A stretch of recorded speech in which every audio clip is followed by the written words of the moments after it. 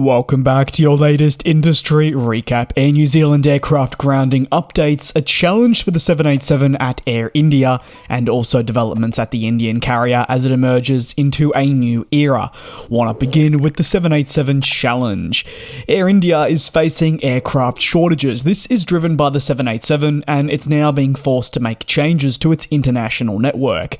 The Indian flag carrier confirming it will suspend flying between New Delhi and Washington DC from September, meaning no Indian carrier will serve the two cities moving forward. A decision to axe the service can be driven by many things, but is primarily led by the knock-on effect of an ongoing retrofit program with the 787. In the third story in today's update, I'll really get into a little bit more about the overall reconfiguring of the Boeing 787, but as a result, to put a long story short, the company will be short on available capacity until the end of next year and will force changes to the network because of aircraft availability constraints. While the carrier will offer no non-stop service, it is not abandoning its US flying. It notes that thanks to partner carriers, there will be onward connectivity options from one of its existing destinations served in the United States. However, away from aircraft, Air India also points towards the closure of airspace over Pakistan, which is impacting its ability to offer long-haul operations as intended. The suspension also comes at a time when rising tensions between the United States and India continue following an administration change in the US and the persistent threat of associated tariffs.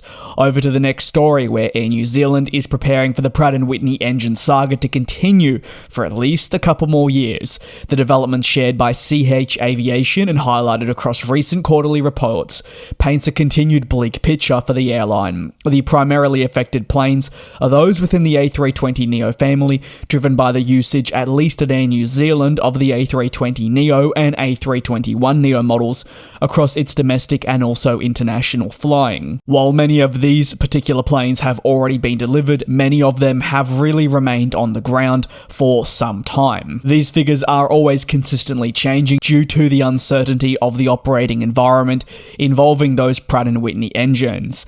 The bleaker than expected outlook aligns with forecasting right around the world from other airlines who expect things to get better eventually, but not at the speed that would be desired to see meaningful improvement on an operational and financial level. Unfortunately for Air New Zealand, the challenges mean planes that were meant to bring in the new era have not really had the initially profound impact expected, and limited renewal and growth efforts due to their unreliable nature. All this is while much focus is placed on Airbus narrow-body planes, but what cannot be forgotten is the struggles also experienced with the 787 fleet across its already now lengthy lifespan with the Operator 2. In April, Air New Zealand published an update on its full-year earnings guidance and discussed how these aircraft groundings were affecting its business.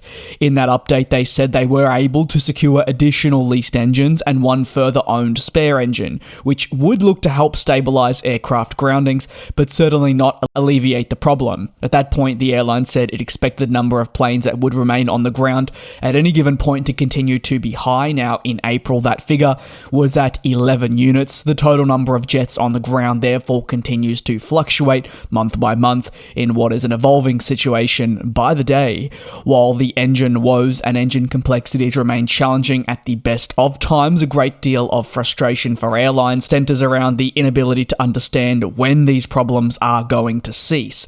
The prospect of battling these delays for at least a further 2 years gives little to no clarity for the airline. In this case, Air New Zealand, which struggles to plan around the obstacles facing its fleet. Time and time again, the New Zealand carrier has believed a corner may have been turned, with a visible improvement across the global supply chain, only to see progress undone and the one step taken forward resulting in 2 steps taken back. Now, at the beginning of this recap, and to move on to the final story, I did make mention of Air India and the Boeing 787 and why they're suspending the route. I'd love to get a little bit more into that, with the flag carrier announcing the progression of a major new era. It's a USD $400 million fleet retrofit program, the move being undertaken to really reinforce the airline's commitment to try and deliver a flying experience that they believe would be world-class to their passengers, and it is now underway. Air India confirmed that its Legacy 787-8, the first one of 26 VT-ANT, flew to a facility in Victorville, California, where work will now be conducted on giving the plane a new lease on life. While this represents the first aircraft, a second one will be headed also to the same facility in October 2025. The hope is that if all goes smoothly and therefore no delays are encountered, the planes will both return to service in time for the festive period this year. Air India also is hoping that the steady schedule outlined for the retrofit program on the 787-8 will be completed by mid-2027, a 2-year process from start to finish. The move will see the introduction of a new 3-class interior with business, premium, economy, and economy class seating. The brand new seats in each cabin will also come with the latest amenities, making them top of the line in their own respective class. Air India pointing towards the advanced in-flight entertainment systems, which will be installed alongside new curtains, upholstery, lavatories, galleys, and carpeting. The move should give the Air India 787 product a new feel and align with, obviously, the business's overall goal of turning around its fortunes after years of backlash, poor customer reception for the product, and much more. After the 787 retrofit, there's also the intention to move 13 of the Legacy 777-300 ERs into the same facility for an overhaul, this to be completed across an almost 2-year period, concluding at the end of 2028. But due to ongoing supply chain challenges, the timeline for completion of these programs has continuously shifted, with the availability of seats causing pressure not just for airlines completing the retrofit of their planes, but also for plane makers attempting to kit out new planes for delivery. That'll conclude today's industry recap. Let me know your thoughts down below in the comments. Thanks for watching, take care, do be safe, and I'll see you tomorrow for your next industry recap.